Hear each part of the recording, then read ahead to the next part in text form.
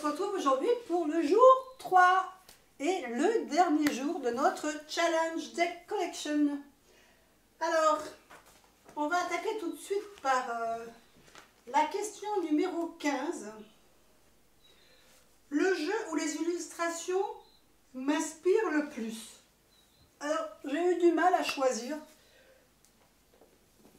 Comme toujours, j'en ai vraiment deux qui sont venus à mon esprit et je n'ai pas réussi à les différencier. Il y a ces deux-là. Le tarot de la bienveillance et puis l'oracle absolu, parce que c'est des imageries qui sont un peu féeriques et c'est vrai que moi tout de suite ça m'emporte.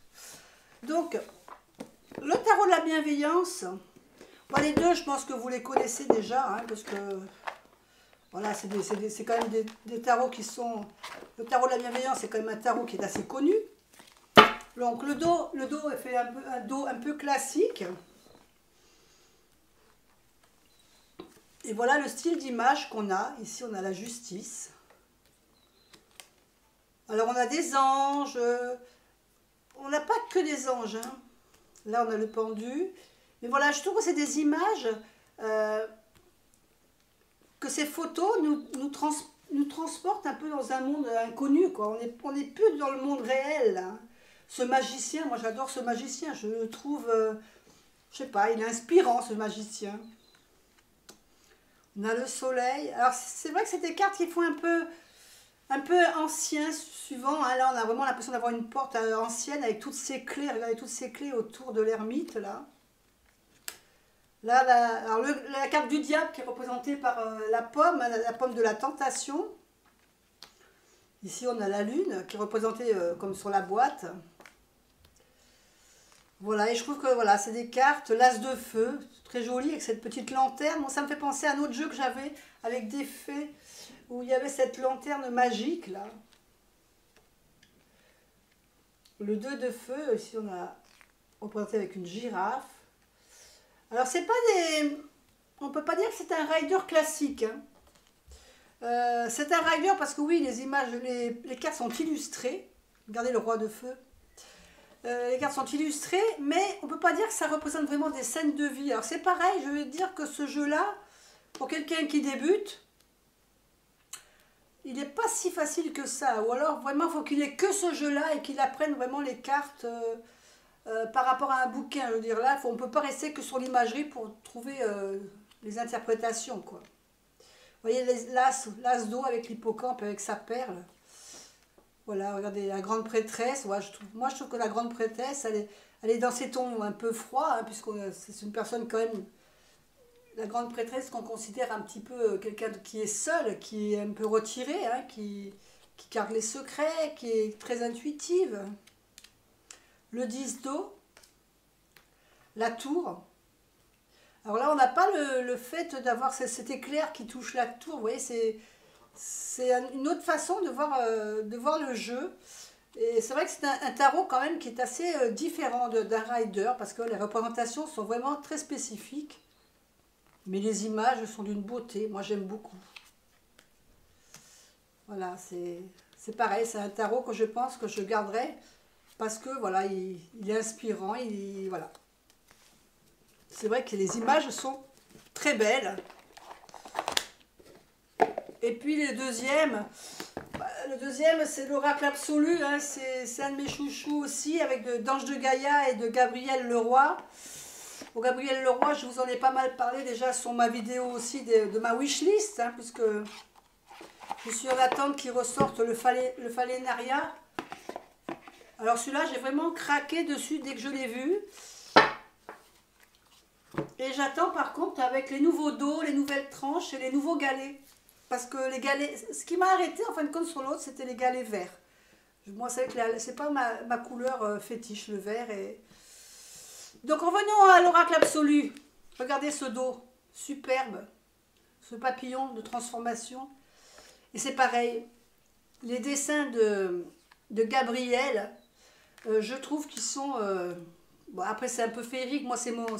Voilà, j'aime hein, ce monde un peu... où on est un peu dans la fatalité. Regardez la fatalité avec cette... cette étoile, cette comète qui tombe, et puis la personne qui voit ça avec les animaux, ils sont étonnés. Je trouve qu'il y a vraiment une... J'aime beaucoup, enfin j'aime bien ce que fait Gabriel. Celle-là aussi j'aime beaucoup, la jalousie. Elle se cache derrière ses ailes de l'oiseau. La carte de la manipulation. Le demeure avec le château. Le bouffon. Elle est trop mignonne cette carte de bouffon, je trouve. La stérilité. On sent bien là, un peu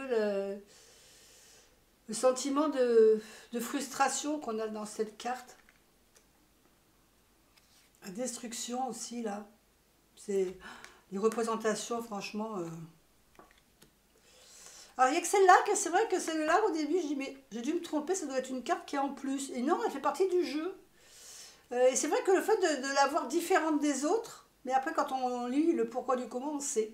Je ne vais pas tout vous dire, si jamais l'oracle vous intéresse, que vous puissiez découvrir.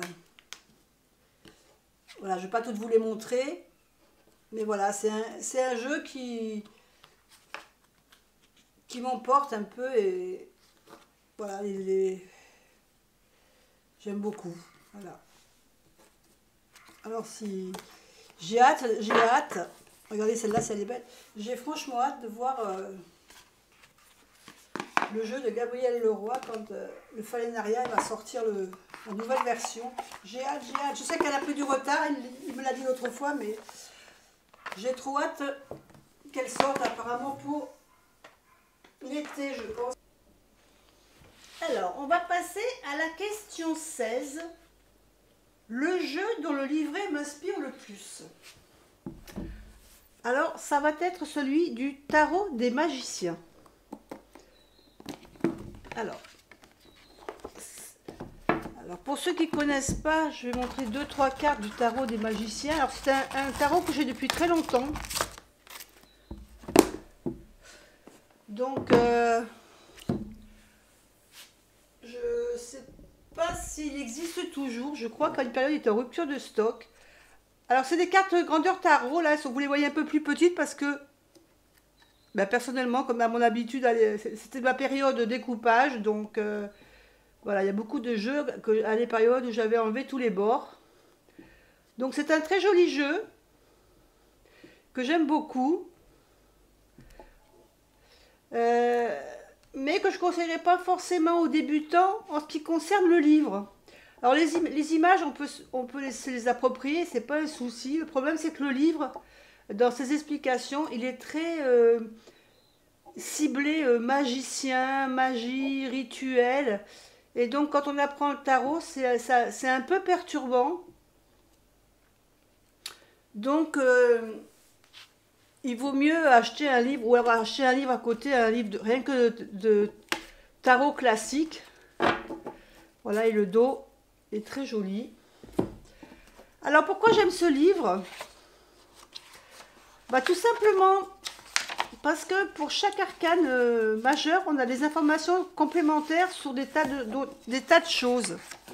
Par exemple, je vous donne un exemple, sur la grande prêtresse, on nous parle de tout ce qui est symbolique, du clair de lune, ce que ça représente, ce que représente un miroir magique, ce que représente un flambeau. Donc là, on a des explications sur des archétypes. Pour l'impératrice, par exemple, on nous parle du jardin de l'impératrice et en même temps, donc on va nous parler de plantes. On nous parle des plantes, du blé, de l'angélique. On nous explique le pouvoir des plantes. Par exemple, pour l'empereur, on va nous expliquer plutôt des pierres. Le jaspe, la citrine, la malachite, le quartz. Voilà, et pour chaque majeur, comme ça, on a des infos complémentaires sur différentes sortes de choses. Ici, on va nous parler du panthéon grec, avec les dieux grecs, les dieux romains, et ce qui leur était attribué, et la carte de tarot qui leur est attribuée. On nous parle aussi des éléments, on nous parle des runes. Enfin, c'est un livre qui nous parle de tas de choses sur les arcanes majeures. de différentes choses qu'on n'a pas dans d'autres livres. Et donc pour ça, il est très intéressant. Donc ça, c'était le tarot des magiciens pour la question 16. À 17, le jeu que j'utilise rarement de peur de l'abîmer. Alors, c'est celui-là, l'herbier du chaman. Alors ça, c'est l'herbier du chaman, non, c'est un qu'on m'a offert. Alors pourquoi j'ai peur de l'abîmer? Parce que je pense que vous le connaissez, hein, on le connaît tous, il y a les 3 tomes. Il y a l'herbier, les cristaux, et je crois que le bestiaire. Alors, rien que le livre déjà, c'est un régal pour les yeux. Hein, on en prend plein les mirettes déjà, rien qu'avec le bouquin. C'est vraiment un bouquin que j'avais... Même si on ne se sert pas des cartes, voilà, rien que le livre déjà en lui-même, il est beau. Et les cartes, elles sont derrière, elles sont toutes attachées. Mais le problème, voilà, c'est que... Alors, je ne vais pas toutes les sortir, ça ne sert à rien. Mais voilà, elles sont vraiment... C'est des petits bouts de carton. Elles sont trop fines. Et j'ai peur de les abîmer, en fin de compte. Alors, si c'est pour les regarder comme ça, mais moi, j'aime bien battre en mode poker. Donc là, déjà, j'ai peur de les abîmer, donc je ne le fais pas. Donc, c'est vrai que ça m'arrête un peu. J'ai peur de les abîmer.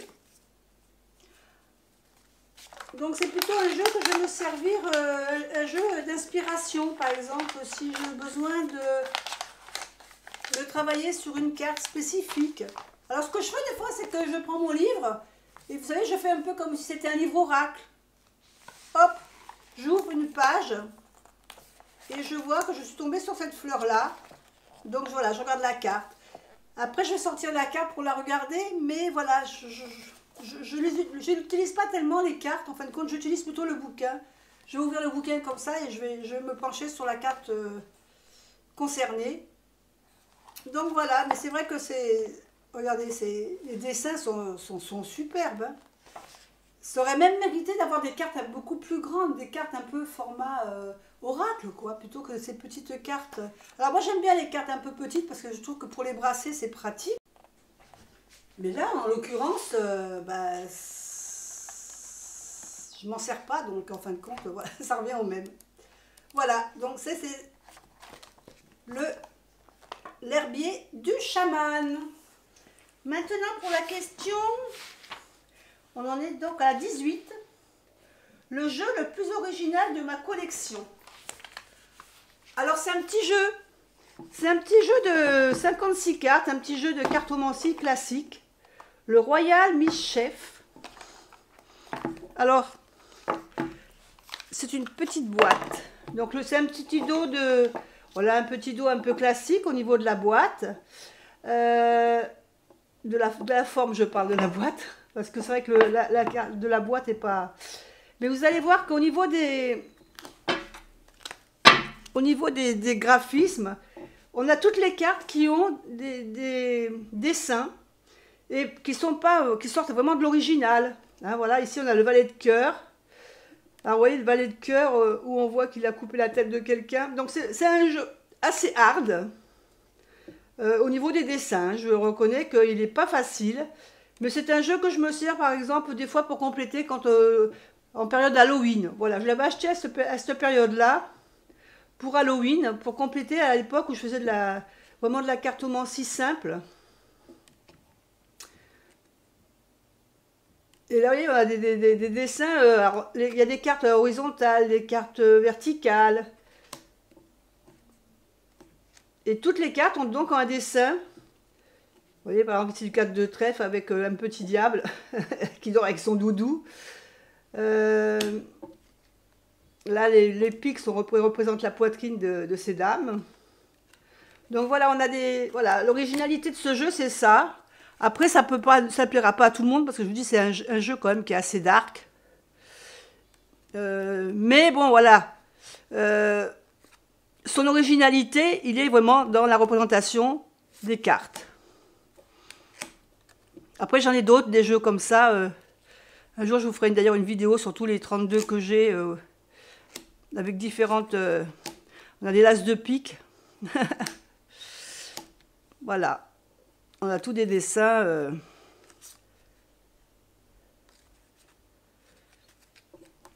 Originaux, je dirais. L'as de carreau.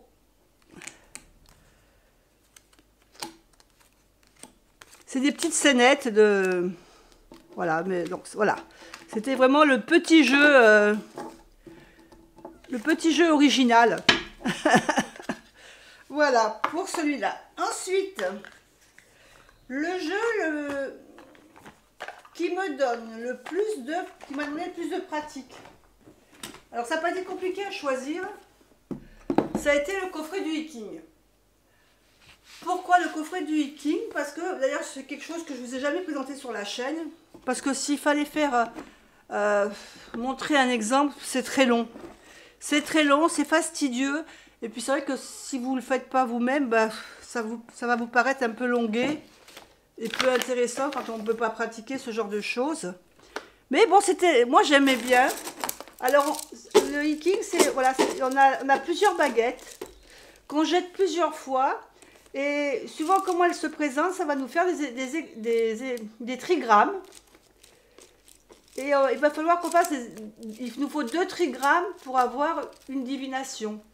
Et on a besoin de plusieurs hexagrammes pour avoir vraiment une divination complète. Donc c'est quelque chose qui prend beaucoup de temps à faire.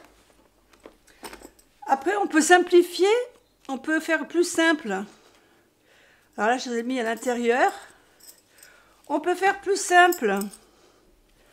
En se servant des petites pièces comme ça, donc il y a un côté pile et un côté face. On peut faire plus simple, voilà, avec ces petites pièces-là, ça prend moins de temps, mais c'est quand même assez long. Hein. Donc voilà. Après on a le livre. Alors le livre qui est très bien fait, vous voyez, là vous avez un hexagramme, un trigramme, donc ça va être le premier dessin qu'ici. Et là, voilà, donc à chaque fois, il faut reprendre ces trigrammes et après, il y en a 64, donc il y a de quoi faire et il y a de quoi apprendre.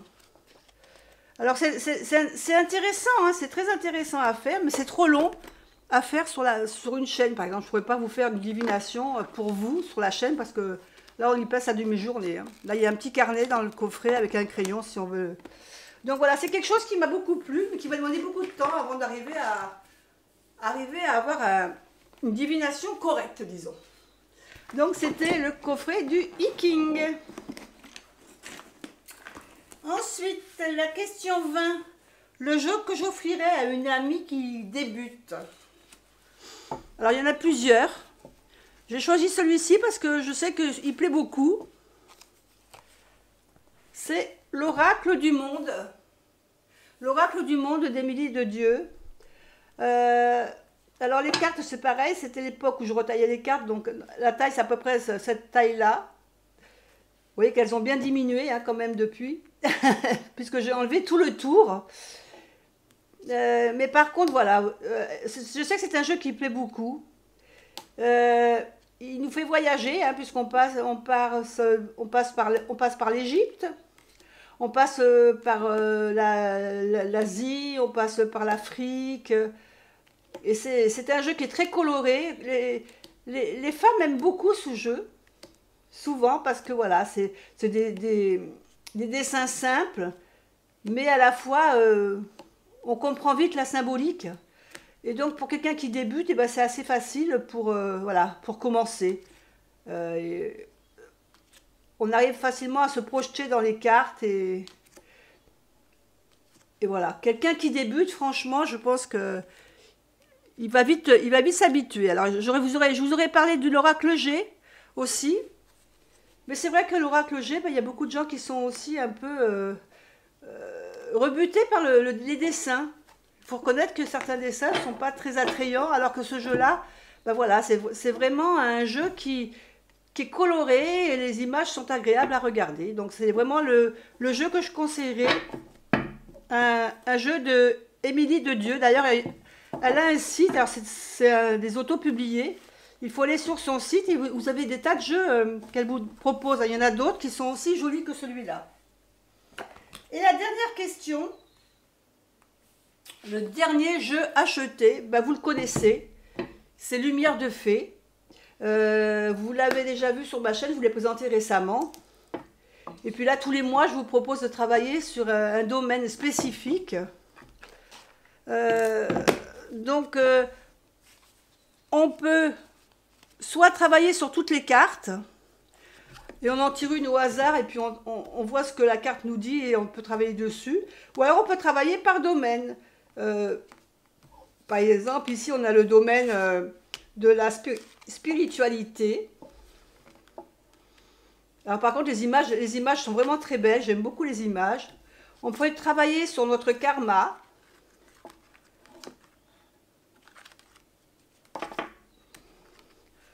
On peut travailler, après, en rose, on a travaillé sur le couple, sur l'amour, sur notre couple personnel. Avec les cartes bleues, ici, on va travailler sur le domaine du travail, sur notre travail, sur la bienveillance, sur la réussite, sur la promotion, voilà. À chaque fois, on travaille spécifiquement. Et puis en dernier, ben, on travaille là sur les cartes vertes, ça va être la carte de la famille, du transgénérationnel. Donc voilà. De toute façon, tous les mois, là jusqu'à août, tous les 6 de chaque mois, d'ailleurs, je crois que j'ai mis, tous les 6 de chaque mois, ben, vous pourrez travailler sur un domaine différent. Voilà, bah écoutez, je clôture ce challenge en remerciant bien sûr Angie Lumière d'Étoile qui nous a proposé ce challenge, hein, My Deck Collection Challenge. Je sais que ça plaît à beaucoup de monde, je pense que vous avez déjà dû aller voir les copinettes et les copinous qui ont fait à peu près le même travail que moi. Vous avez sûrement découvert d'autres jeux aussi grâce à leurs vidéos. Moi j'aime beaucoup ce genre de challenge, moi j'aime bien faire les challenges, ça me plaît bien. Quand ma caméra veut bien fonctionner, parce que je ne vous cache pas que la dernière vidéo, celle-là, j'ai eu beaucoup de mal à la faire. Alors, je vous fais des bisous, je vous dis à bientôt, et puis pour une autre vidéo. Bye bye.